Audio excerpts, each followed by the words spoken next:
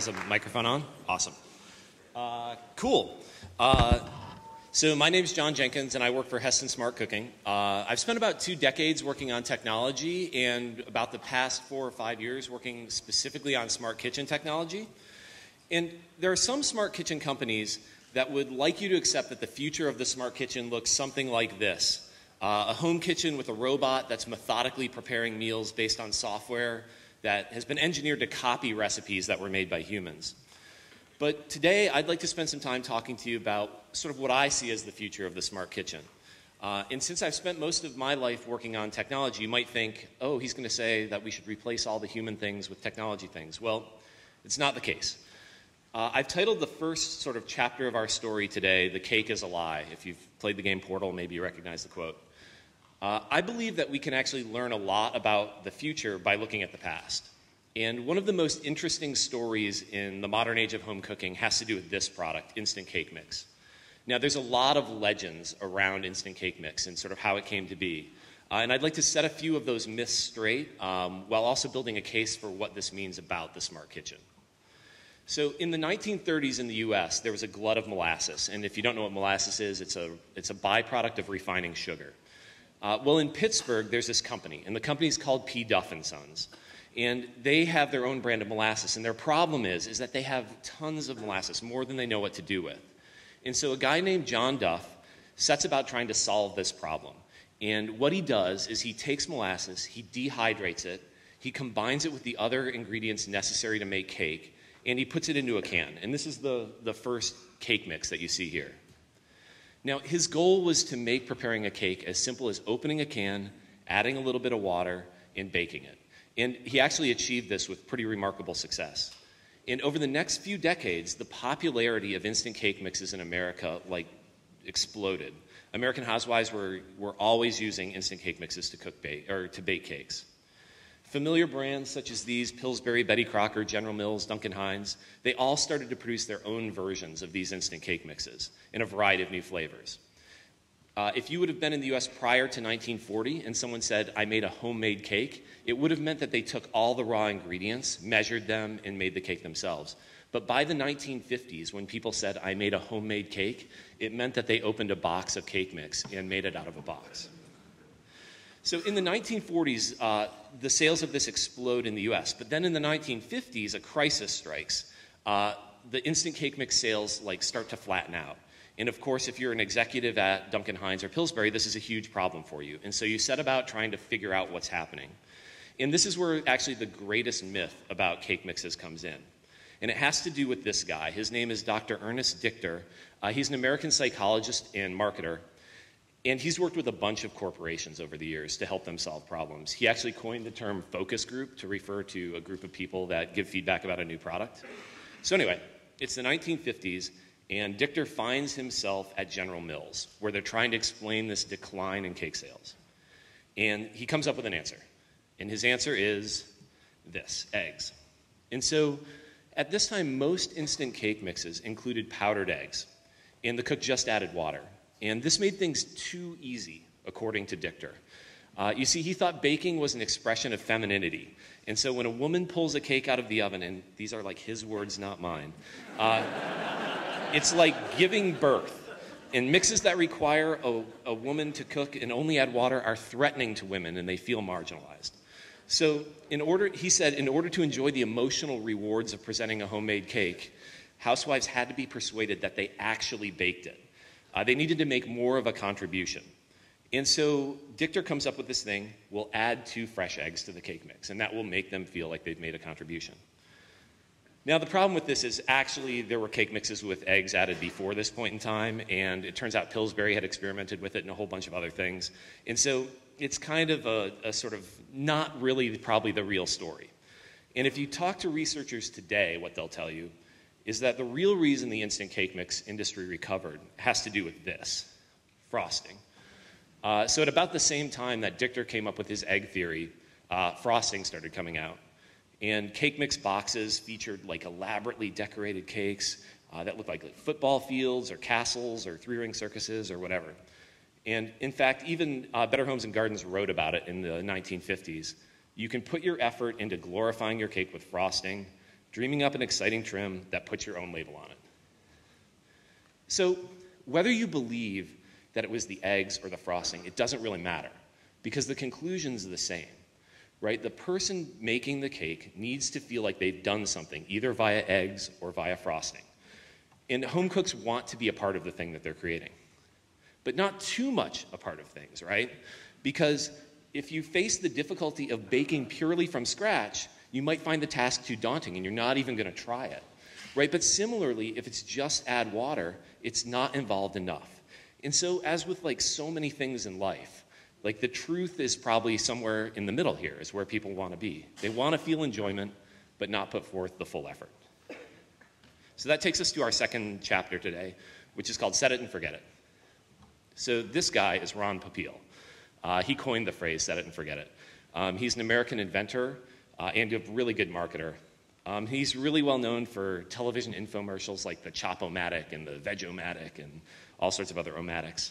The consistent theme across his products is that they make food preparation effortless. And most of his products would be described as gadgets.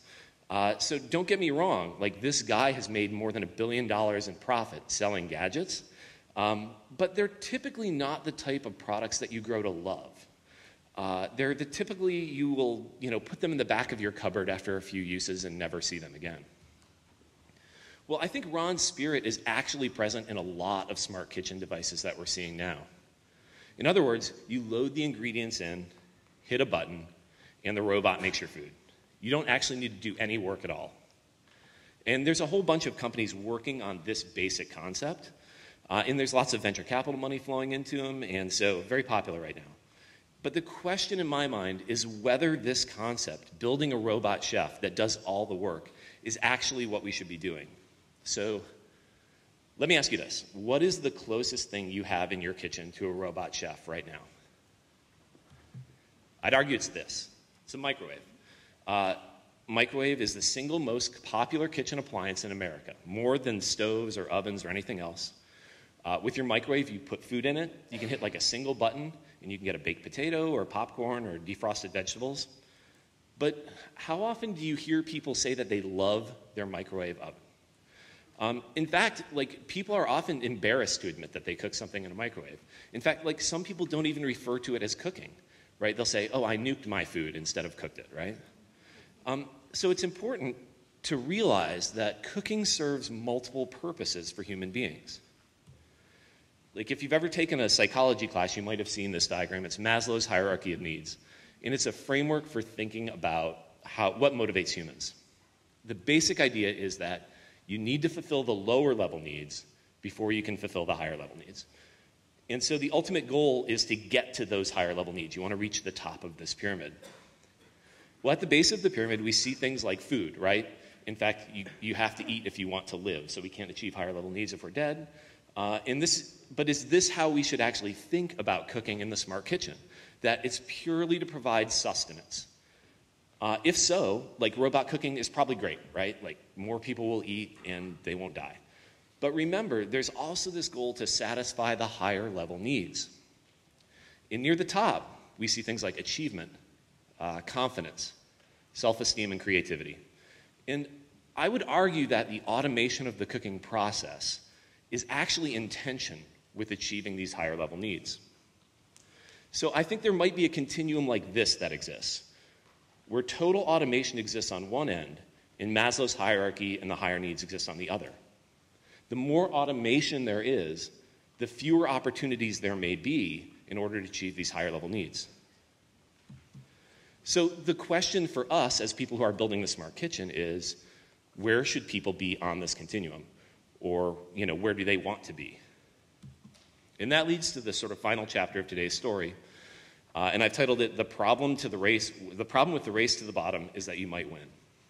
Now, I think we can see some early signs of what the kitchen race to the bottom looks like in one of the sort of earliest areas or earliest trends of the smart kitchen, which is meal kits. So meal kits are all about convenience. Basically, a meal kit automates the shopping and a lot of the preparation associated with a meal. And so it's really a convenience play.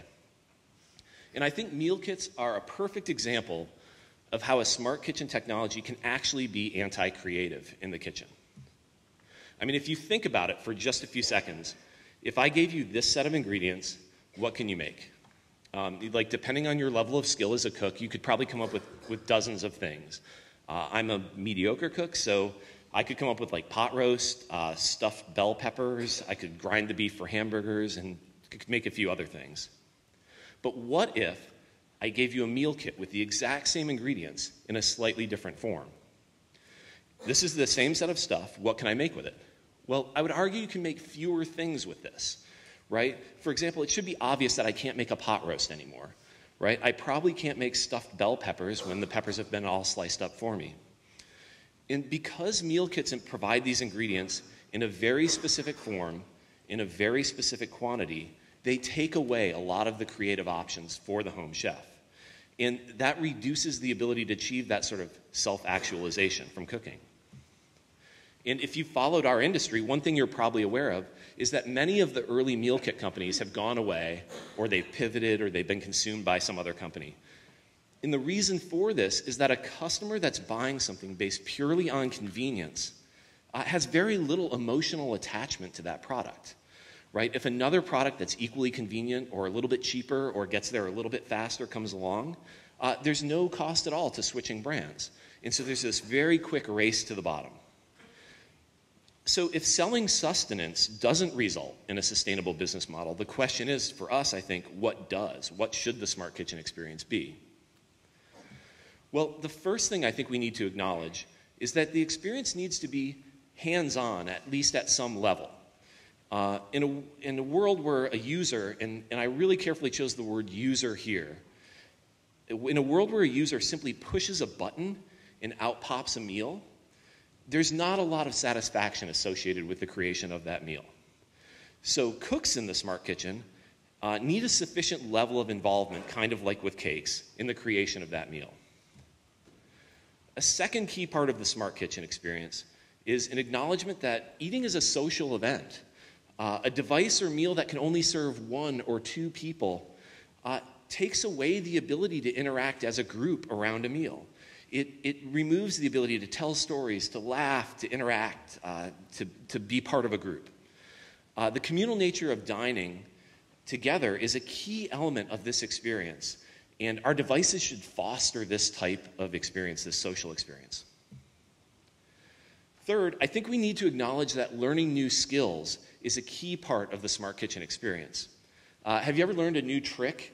How to make something simple that you thought was really hard, and you can't wait to go tell other people about that trick and prove how awesome you are in your new skills? Well, smart kitchen products that can teach new skills and help cooks gain confidence satisfy these higher level needs for personal growth and create loyalty in the process. And finally, the food coming out of the smart kitchen has to be great.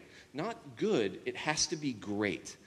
It doesn't necessarily need to be fancy or complicated, but on at least a semi-frequent basis, the cook that's making this food should leave the kitchen or leave the dining table thinking, wow, that was like a really good meal. I can't believe I made that. So ultimately, by focusing on these higher level needs, I think the cooking experience, we can succeed in building a cooking experience that not only feeds people's stomachs, but actually ends up feeding their souls as well. So thank you very much.